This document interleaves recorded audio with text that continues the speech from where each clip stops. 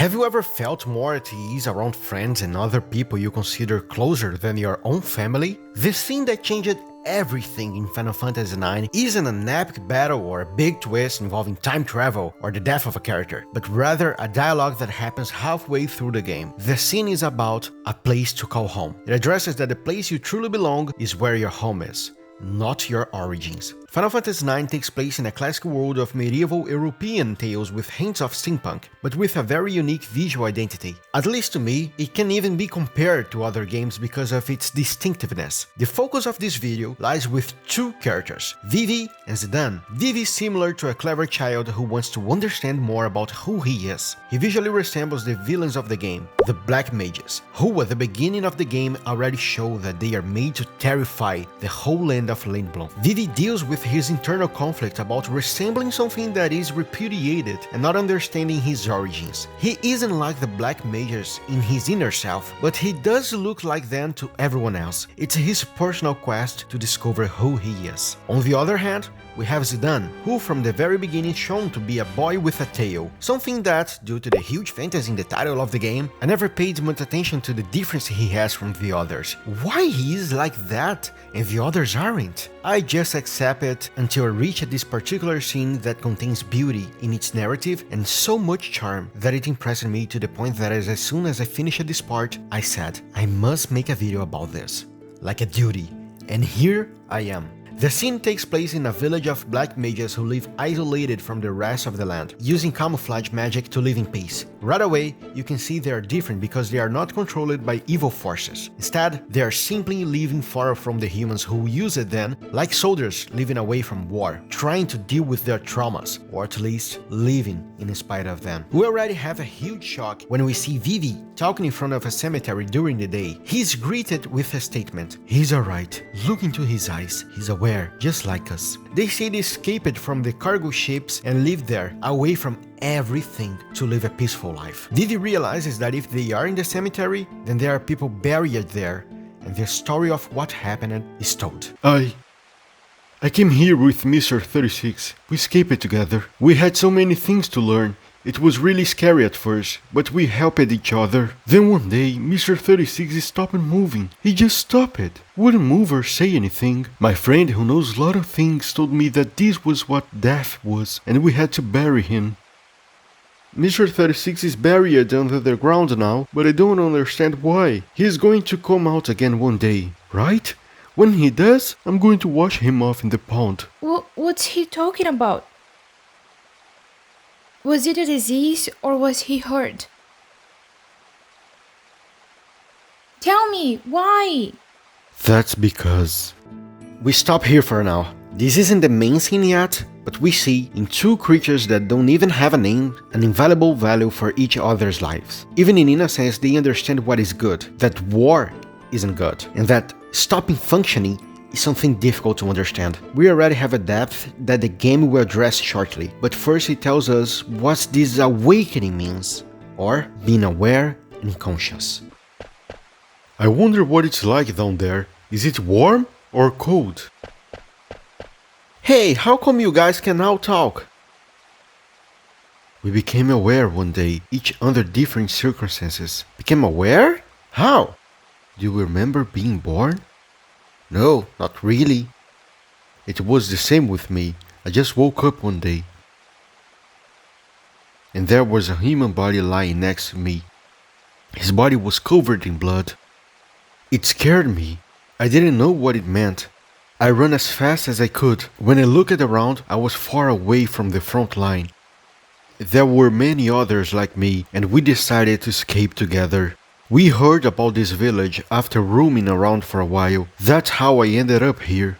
I see. Many of our friends stopped moving recently. The ones that were produced earlier stopped first. Maybe our lifespan is limited. I find it incredible how from that moment on, Zidane doesn't say anything anymore. He takes it upon himself, and you as a player keep playing until the main scene of this video. He digests that information and doesn't tell anyone. As players, we can speculate what he must have thought at that moment. The concern for his friend's lifespan, what that meant, and what the mage said about being aware. When you become become aware of the reality that surrounds you, but also what I believe it would affect me the most if I were in his shoes, what to do with the time you have left in the face of the harsh reality of death. Zidane, Vivi just walked out.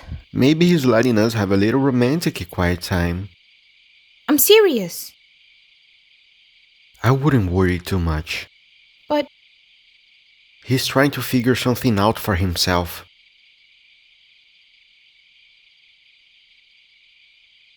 Think about it. Vivi's never met black mages like himself before. what if they're being mean to him or saying nasty things? Do you really think the people of this village gathered to do something like that? Maybe, just maybe, he'll find what he's looking for. Find what? A place to call home. Home. Yeah, a place where he belongs.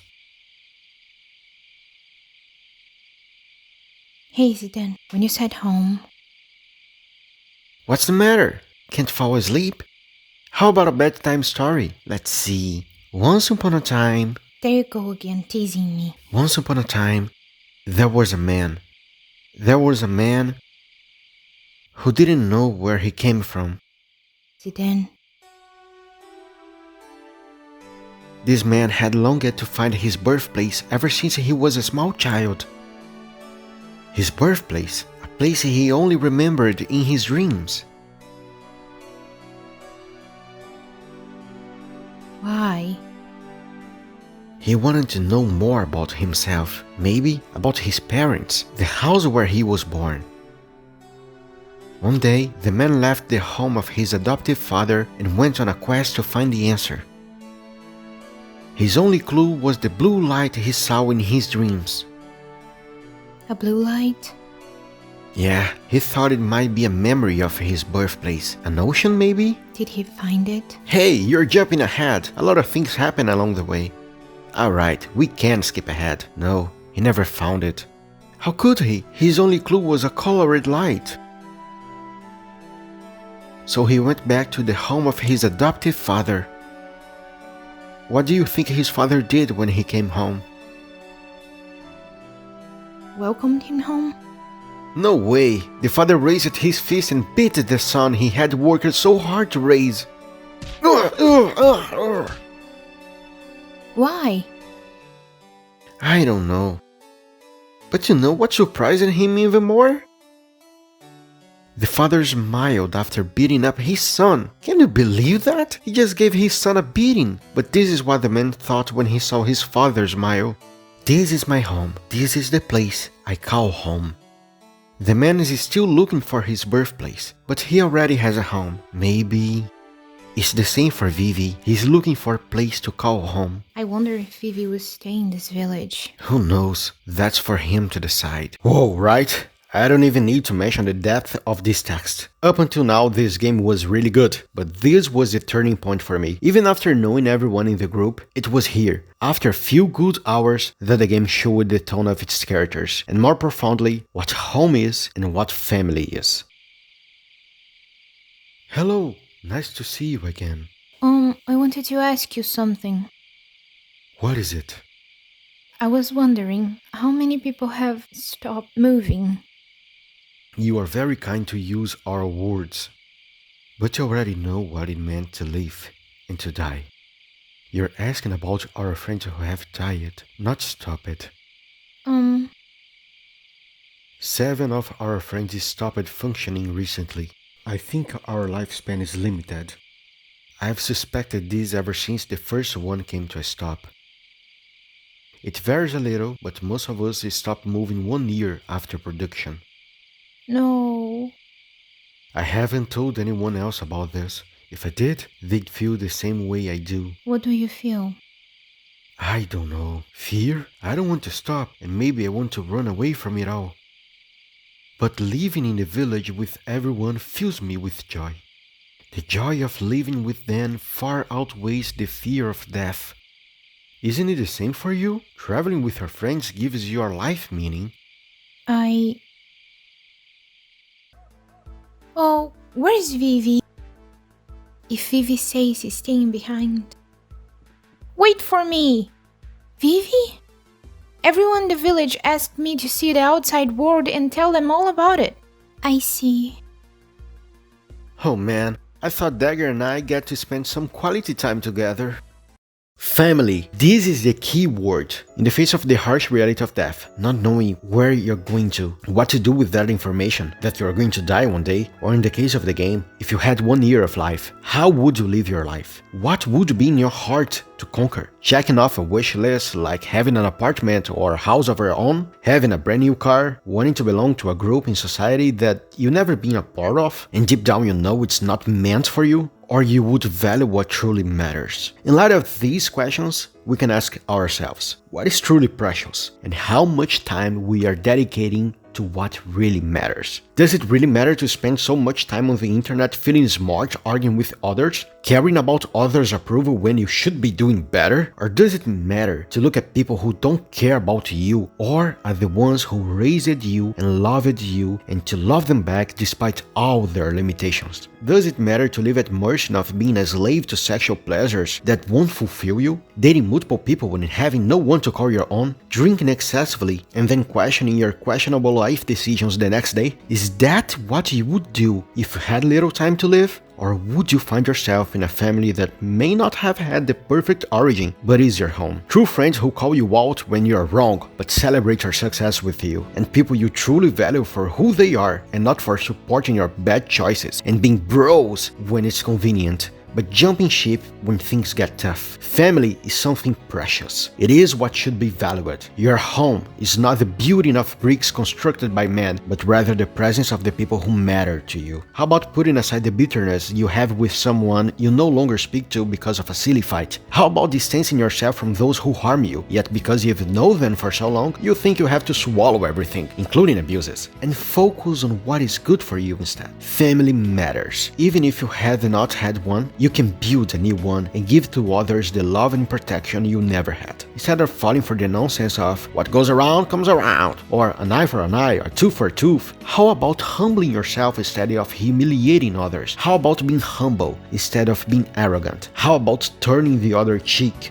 instead of hurting those who hurt you? And how about enjoying the privilege of being alive? That's right, step out of that teenage meme of I want to die or oh, I wish I were dead. In no way am I downplaying the weight of mental illness. That would never be my intention. What I'm saying is that pain comes anyway. It's part of it. But living is a privilege, as shown in the movie Soul, released in 2021. Just the fact that you can love, truly love, and surrender to another in genuine affection without expecting anything in return. After all, giving is better than receiving. Look around you, change your perception. You have little time, and even if you have a lot of time left, you don't know when the moment will be. It's better for you to think now, after watching this video, what kind of life would you like to live if you had 1 year to live? Would you satisfy your hedonistic pleasures recklessly because, woohoo, this is life? I'm sorry, you're an idiot if you think that way, as I once did. Living goes far beyond that. It involves knowing the other, understanding the other, disagreeing with the other, and loving each other. How about you? What kind of family do you want to have? You still have time. Your worth has been invaluable even before the moment you were born. Break away from the sad environment you live in. Seek happiness in the right way and focus on what matters because tomorrow does not belong to us. So live. Live indeed. If death is a truth for everybody, why can't life be too? I tried to stop worrying about things, but I just can't. I know you told me not to think too much, but that's because we are different, Vivi. You don't have to do everything my way, you know? I want to stop. I don't want to feel like this anymore. What if I keep feeling like this? Vivi. Well, in the end, it boils down to two simple choices.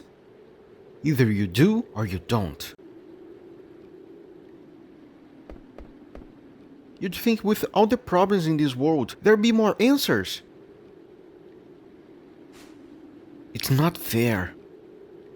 But that's the way things are. The choice is yours. Zidane. I just want to protect the people I'm with. Doesn't matter whether I can or not, it's what I believe in. Did you enjoy the video? I did something different here. Whatever comes to my mind for talking about games, I will talk about. The channel is about connections after all. And what better to connect us than video games? Everyone can connect through a good story despite our differences. I hope that the cheerful and hopeful message has helped you through a tough time. After making the script for this video about 1 year ago, I remember I went to an ice cream store and bought one for myself, just to enjoy life. This teaches you 2 lessons. First, enjoy your life. Second, don't take too long to start a project you have confidence in. If you want another video like this, take a look at this one cause I know you love it too. A game about trauma, an in-depth analysis of what this game teached me about trauma. Subscribe so we can get closer video by video, and thanks. I hope I'll see you next time. God bless.